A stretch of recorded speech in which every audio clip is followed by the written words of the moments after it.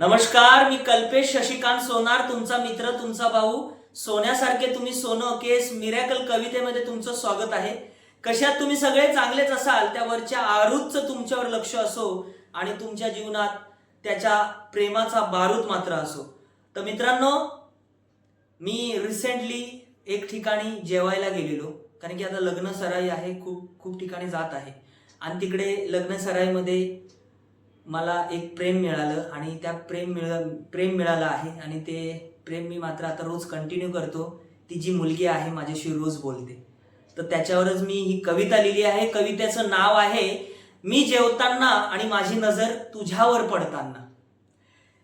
बसलो होतं सतरंजीवर, जेवणाचं भरलं ताट, तू बघत होती कोणाची तरी वाट.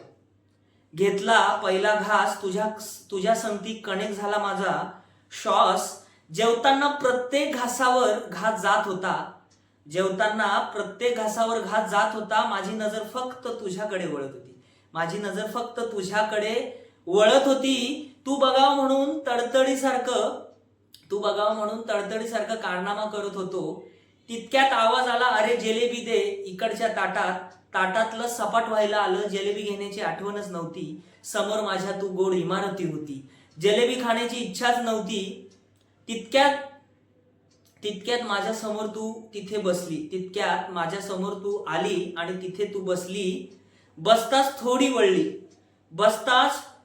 तू वळली आणि तू पुढे सरकली. सरकताच उडला तुझा दुपट्टा आणि दिसला मला तुझ्या गळ्यात लग्नाचा पट्टा आणि तुटला माझ्या स्वप्नांचा वट्टा.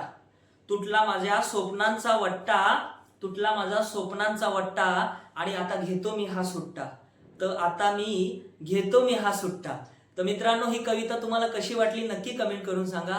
सुट्टा म्हणजे हे फक्त एक दाखवायला आहे, कवितेमध्ये कोणी घ्यायचं नाही. एक फक्त आपल्याला कविता मध्ये दाखवायचं होतं म्हणून घेतो मी आता सुट्टा.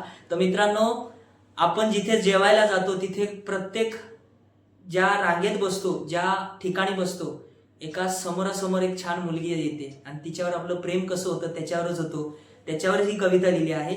आणि शेवटी कसं प्रेम आपलं तुटतं आणि कसा त्याच्यात आपली गोची होते त्याच्यावरच ही कविता लिहिली आहे. आवडली तर शेअर करा, हृदयापासून लाईक करा आणि मला प्रोत्साहन देण्यासाठी सबस्क्राईबचं बटन नक्की दाबा. Thank you so much.